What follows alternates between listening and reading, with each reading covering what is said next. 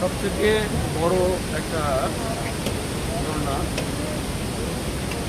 হিমালয়ের যে কাছেই অবস্থিত, এই যে আমার পিছনে দেখতেছেন এই ঝর্ণাটা, এই ঝর্ণাটায় অনেক সময় বাংলাদেশের অনেকটা জায়গাতেই আপনার ক্যালেন্ডার বা আরও বিভিন্ন বইয়ের অনেক জায়গায় দিয়ে থাকে।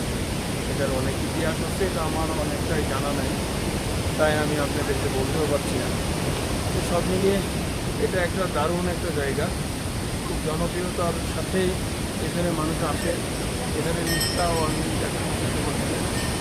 এখানে সবসময়তেই বৃষ্টি, এখনও আমি আপনারা খেয়াল করছেন কিনা জানি না, আমি অলরেডি ভিজে যাচ্ছি,